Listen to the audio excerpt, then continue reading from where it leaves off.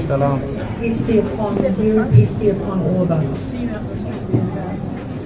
I'm here today to bring with me the grief of all of New Zealand. And there is huge grief in this nation that we share with you and on your behalf. And I'm here also to stand alongside you. You will have heard me say in the media that yes, this is an event that has happened in Christchurch, that this has happened to our Muslim community, but you are us. And so we feel deeply in our hearts what has happened to you. We feel grief, we feel injustice, we feel anger, and we share that with you. My immediate concerns are twofold. You want your loved ones back. And I know that there are religious considerations with their burial. And that is top of our minds, and it has been from the moment that this occurred. It was one of the first things that I asked.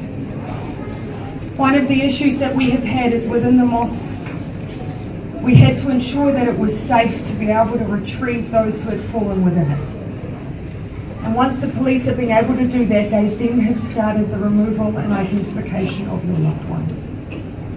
Of course, they want to do that as quickly as they can. We have here representatives who are our liaison officers with your communities. They know all too well the pressing need for us to move as quickly as possible. They have shared with me their hope that they can give you more information within the next hour. Their hope is that all bodies will be removed by the end of the day. That is what they are working very hard on. But if you don't mind, I'll ask that the police are the ones, because they have the contact directly with those inside the mosques, who will continue to provide that information throughout the rest of the afternoon. But please be assured, we know how important this is to you. We are doing everything we can. My second consideration is your safety, that you have safe places of worship, that you can feel safe in your worship. The Christchurch City Council is here and available to try and ensure that you have the facilities available to continue your worship. We're also working alongside the police. They have made a decision to continue to have an armed presence outside mosques around New Zealand, and that will continue for the near future. But you need to feel safe beyond that.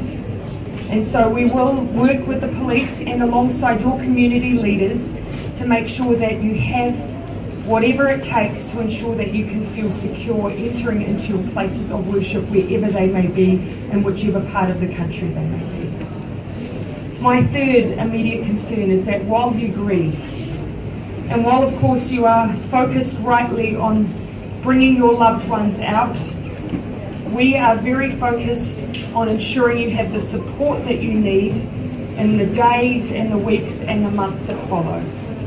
Many of those who have lost their lives will be the ones who will be bringing the income into their households. Many will have dependents and spouses. I want to give you assurance that through our system in New Zealand, through ACC, there is provision to provide for those families. That provision exists regardless of the immigration status of those who have lost their lives, and regardless of the immigration status of their families and loved ones. It includes the cost of burial. It includes the support for lost income, and that can last for not just months, but it can last for years. So I give you that assurance. We are working now to bring agencies here to be ready to answer your questions as you have them. I ask of you to help support us as we work through language barriers. Many of you will be able to aid us in communicating with members of the community who need that. We will keep doing everything we can to make sure that we have those who within our services are able to speak the multiple languages required, but please, community leaders, I ask for your support so we make sure that no one is left without the information or the support that they need. My final message is one of unity. You'll see standing alongside me and behind me leaders from the opposition, from New Zealand First, the Deputy Prime Minister, the leader of the New Zealand Green Party, members of Parliament from across the divide, local members here in Christchurch, and of course the Mayor, Leanne Dalziel. We are here in unity. We are here on behalf of the public of New Zealand who, whilst they cannot stand here today, share your deep grief. We all share your deep grief. The person who brought this hate to us brought it here. It was not developed here. It is perhaps one of the reasons it feels so alien to all of us. This is not who we are. This is not who Christchurch is. This is not who New Zealand is. And so you have our love and our support. You have it now. You have it for the coming days. You have it for the coming weeks.